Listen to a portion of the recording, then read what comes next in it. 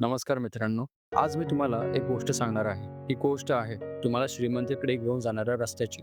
आता ती श्रीमंती नक्की कोणती आणि कशी ही या गोष्टीच्या शेवटी तुम्हाला नक्की समजेल. आता विचार करा, तुमच्याकडे सगळं काही आहे. पैसा, प्रसिद्धी, मोठ्यातला मोठा बंगला आणि दारात उभी राहणारी चकचकीत फरारी गाडी. लोक तुमच्याकडे आदराने बघतात. तुमची सही लाखो रुपयांची आहे. थोडक्यात बाहेरून बघणाऱ्यांसाठी तुमचं आयुष्य म्हणजे एक स्वप्न आहे. पण या सगळ्या दिमाखाच्या मागे जेव्हा रात्री तुम्ही एकटे असता तेव्हा तुम्हाला आतून एक पोकळी जाणवते. मन अशांत आहे, रात्री शांत झोप लागत नाही आणि चेहऱ्यावरचं हसू कुठेतरी हरवून गेलंय. असं का होत असेल? ज्या गोष्टी मिळवण्यासाठी आपण आयुष्यभर धावतो त्या मिळाल्यावरही आनंद का मिळत नाही? चला, आज मी तुम्हाला एका अशाच माणसाची गोष्ट सांगतो ज्याचं नाव होतं जुलियन मिंटन. जुलियन हा देशातला सगळ्यात मोठ्या वकिलांपैकी एक होता. कोणताही खटला हातात घेतला की तो जिंकणारच हे ठरलेलं असायचं. दिवसाचे 18-18 तास काम, मोठमोठ्या पार्ट्या आणि पाण्यासारखा पैसा खर्च करणं हेच त्याचं आयुष्य होतं. त्याच्याकडे 7 लाखांचा सूट होता, स्वतःचं खासगी विमान होतं आणि त्याची सगळ्यात लाडकी गोष्ट होती ती म्हणजे त्याची लाल रंगाची फरारी गाडी. तो यशाच्या शिखरावर होता, पण या शिखरावर तो एकटाच होता. कामाच्या नादात त्याचं लग्न टिकलं नव्हतं, वडिलांशी त्याचं बोलणं बंद झालं होतं आणि स्वतःच्या आरोग्याकडे त्याचं काहीच लक्ष नव्हतं. तो आतून पूर्णपणे तुटून गेला होता. आणि मग एक दिवस जे व्हायला नको होतं तेच झालं. एका भरलेल्या कोर्टरूम मध्ये एका महत्वाच्या केसवर जोरदार युक्तिवाद करताना ज्युलियनला हृदयविकाराचा तीव्र झटका आला आणि तो तिथेच खाली कोसळला. डॉक्टरांनी त्याचे प्राण वाचवले, पण मृत्यूच्या दारातून परत आलेल्या ज्युलियनला एक गोष्ट कळून चुकली होती. ज्या पैशांसाठी आणि प्रसिद्धीसाठी मी माझं आरोग्य, माझी नाती आणि माझी मनशांती पणाला लावली ते आज मला वाचवू शकले नव्हते. हे आयुष्य नाही, ही एक शर्यत आहे. त्यात मी स्वतःलाच हरवत चाललो. या घटनेनं त्याचं आयुष्य 180 अंशांनी बदलूनच गेलं. त्याने एक धोकादायक निर्णय घेतला. त्याने आपली वकिली सोडली,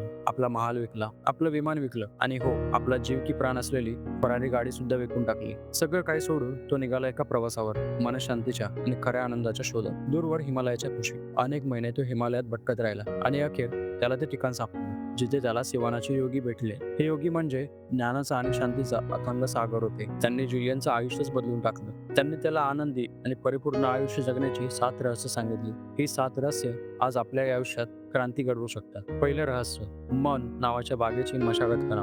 योगींनी जुलियनला सांगितलं, आपलं मन एका सुंदर बागेसारखं आहे. आता या बागेत सुंदर सुगंधी फुलं लावायची की विषारी काटेरी झुडपं वाढून द्यायची पूर्णपणे आपल्या हातात आहे. आपल्या मनात दिवसाला 60,000पेक्षा जास्त विचार येतात. यातले बरेचसे विचार नकारात्मक आणि निरुपयोगी असतात. जसा एक हुशार माळी आपल्या बागेतले गवत तण काढून टाकतो, तसंच आपण आपल्या मनातले वाईट विचार, चिंता, भीती, राग, द्वेष हे सगळं काढून टाकलं पाहिजे. आता हे करायचं कसं? समजा तुमच्या मुलाला परीक्षेत कमी मार्क मिळाले. तुमच्या मनात लगेच विचार येतो, याचं काही खरं नाही, याचं भविष्य कसं होणार? हा एक नकारात्मक विचार आहे. या विचाराला खतपाणी घालण्याऐवजी तुम्ही असा विचार करू शकता, ठीक आहे, मार्क कमी मिळाले, पण कुठे चुकलं हे आपण शोधूया. मी त्याला मदत करेन आणि पुढच्या वेळी तो नक्कीच चांगले मार्क आणेल. बघा, तुम्ही नकारात्मक विचाराला एका सकारात्मक कृतीत बदललं. रोज सकाळी उठल्यावर फक्त 10 मिनिटं शांत बसा आणि विचार करा की आजचा दिवस तुम्हाला कसा घालवायचा आहे. चांगल्या विचारांची बी पेरा. बघा, तुमच्या आयुष्यात बाग कशी फुलांनी भरून जाते.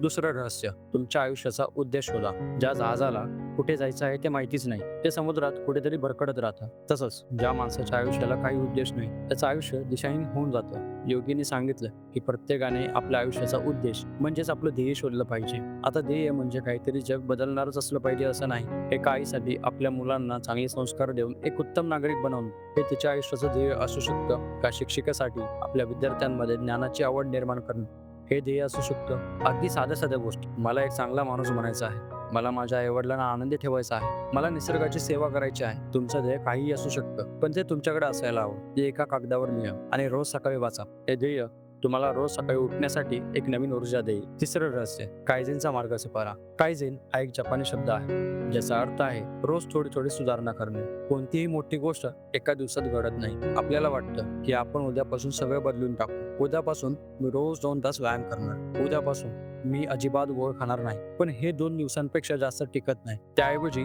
रोज फक्त एक छोटा बदल करा. जर तुम्हाला पुस्तक वाचायची सवय लावायची असेल तर रोज फक्त 1 पान वाचा. जर तुम्हाला सकाळी लवकर उठायचं असेल तर रोज फक्त 5 मिनिटे लवकर उठा. थेंबे थेंबे तळे साचे. ही मन आपल्याला हे शिकवते. रोज केलेल्या छोट्या छोट्या बदलांचा परिणाम काही महिन्यात इतका मोठा दिसेल की तुम्हाला स्वतःलाच आश्चर्य वाटेल. सातत्य हेच यशाचं सगळ्यात मोठं रहस्य आहे. चौथं रहस्य, शिस्त म्हणजे स्वातंत्र्य. शिस्त हा शब्द ऐकला की आपल्याला शाळेतले शिक्षक किंवा कडक नियम आठवतात, पण खरा अर्थ वेगळा आहे. शिस्त म्हणजे स्वतःवर केलेलं प्रेम. जेव्हा तुम्ही रोज सकाळी लवकर उठून व्यायाम करता, जेव्हा तुम्ही तुमच्या शरीरावर प्रेम करत असता, जेव्हा तुम्ही बाहेरचे तळलेले पदार्थ खाण्याऐवजी घरचं पौष्टिक जेवण जेवता, तेव्हा तुम्ही तुमच्या आरोग्यावर प्रेम करत असता. स्वतःला लहान लहान गोष्टींमध्ये वचन द्या आणि ते पूर्ण करा. मी आज अर्धा तास मोबाईल बाजूला ठेवून माझ्या मुलांशी गप्पा मारेल, हे वचन पाळा. हळूहळू तुमचा स्वतःवरचा विश्वास वाढेल. ज्या माणसाचा स्वतःवर ताबा आहे तोच खरा स्वतंत्र आहे. नाहीतर आपण आपल्या सवयींचे आणि इच्छांचे गुलाम बनून राहतो. 5वं रहस्य, वेळेची किंमत ओळखा. या जगात तुमच्याकडून हिसकावून घेतलेली प्रत्येक गोष्ट तुम्ही परत मिळवू शकता, पण गेलेली वेळ कधीच परत मिळवू शकत नाही.